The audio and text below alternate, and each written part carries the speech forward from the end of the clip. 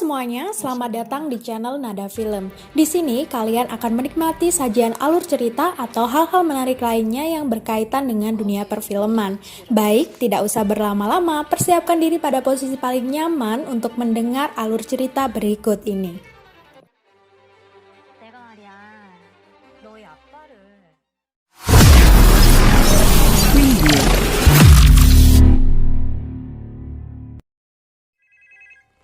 Telepon kembali berdering. Soyun kembali mengangkat telepon. Terdengar suara anak perempuan yang sedang mengabarkan bahwa ayahnya sudah meninggal. Soyun sadar bahwa itu adalah suara Soyun kecil yang saat ini telah berada bersama dengan Yongsuk. Yongsuk tengah merebus dahan pohon persik dan kemudian disiramkan ke tubuh Soyun kecil. Soyun di masa kini pun juga ikut merasakan sakit di tubuhnya akibat luka air panas itu. Ibu Soyun terlihat sedang ada di dalam perjalanan untuk menyusul suami dan juga putrinya yang tidak kunjung memberikan kabar. Yongsuk memberitahukan sesuatu kepada Soyun bahwasannya sebenarnya penyebab kematian ayahnya bukanlah ibunya, melainkan Soyun sendiri.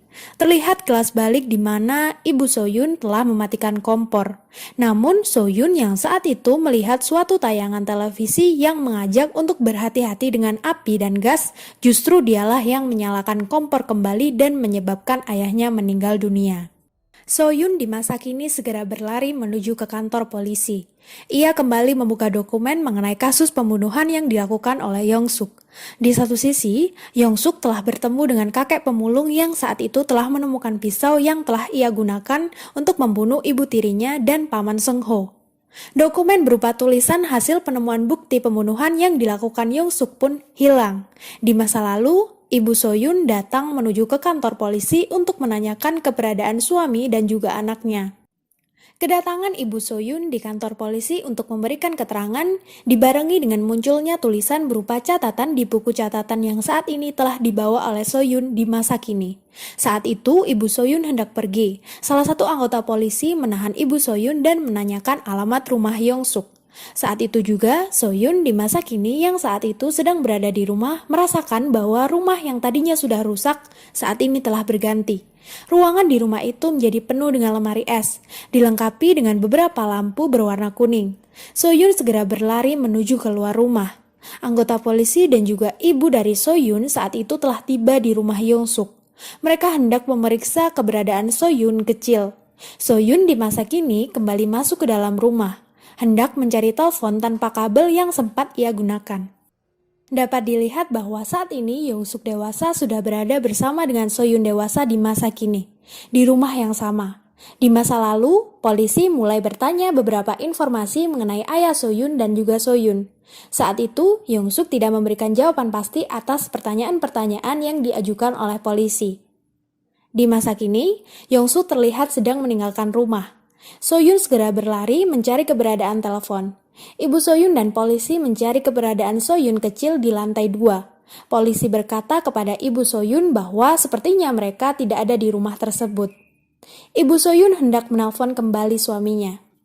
Polisi meminta izin Yongsuk untuk meminjam teleponnya. Telepon kemudian tersambung. Soyun di masa kini berkata kepada ibunya untuk segera meninggalkan tempat itu. Soyun di masa kini dipukul oleh Yongsuk. Ibu Soyun berkata kepada polisi bahwa orang yang di seberang telepon memanggilku ibu. Saat itu juga, Yongsuk menusukkan pisau ke leher polisi itu dan meminta Ibu Soyun untuk menyerahkan teleponnya. Telepon kembali berdering. Soyun dan Yongsuk di masa kini sedang memperebutkan telepon tersebut. Ibu Soyun di masa lalu dan juga Soyun di masa kini sama-sama naik ke lantai 2 dan masuk menuju ke kamar. Telepon berdering. Soyun berbicara dengan ibunya.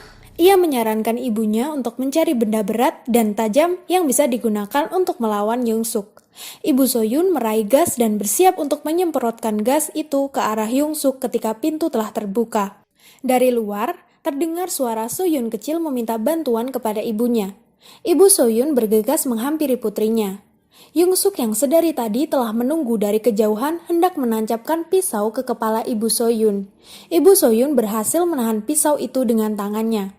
Beberapa saat kemudian, terlihat beberapa bercak darah dan juga kaca yang pecah di ruang kamar di mana Soyun berada di masa kini. Soyun meminta maaf kepada ibunya atas perkataannya. Saat Young-suk berhasil membuka pintu dan hendak membunuh So-yun, saat itu juga di masa lalu, Ibu So-yun segera memeluk Young-suk dan menjatuhkan diri bersama dengan Young-suk dari lantai 2 rumah tersebut. Saat itu juga, Young-suk dewasa telah hilang dari hadapannya. So-yun di masa kini segera berlari mencari keberadaan ibunya di rumah sakit, dan hasilnya nihil. Ia pergi menuju ke kantor polisi. Pun polisi tidak mengetahui dan tidak mengetahui keberadaan alamat tersebut. So-yun berlari menuju ke makam ayahnya dan melihat hanya ada nisan ayahnya di sana, yang menandakan bahwa ibunya masih hidup. Saat itu juga datanglah ibu So-yun di makam ayahnya. So-yun merasa senang. Kilas balik film menunjukkan So-yun dan ibunya di masa kini yang berjalan bersama di area makam ayahnya. Di masa lalu, diperlihatkan seorang wanita yaitu Young-suk masa kini yang sedang menelpon dirinya di masa lalu dan memberitahukannya bahwa dia bisa saja mati. Young-suk masa kini memperingatkan dirinya di masa lalu untuk selalu memegang ponselnya sekalipun tidak berhasil.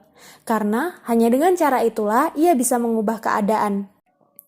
Scene kembali memperlihatkan So-yun dan ibunya di masa kini yang sedang berjalan bersama. Namun tiba-tiba ibu So-yun yang saat itu sedang berjalan di sampingnya tiba-tiba menghilang. Diiringi dengan Young-suk di masa lalu yang membuka matanya. Tanda ia belum meninggal saat itu. Terima kasih telah menyimak dengan baik sajian alur film dari channel ini. Sampai jumpa di video selanjutnya dan jangan lupa like dan tuliskan komentar mengenai film apa yang ingin dibahas selanjutnya.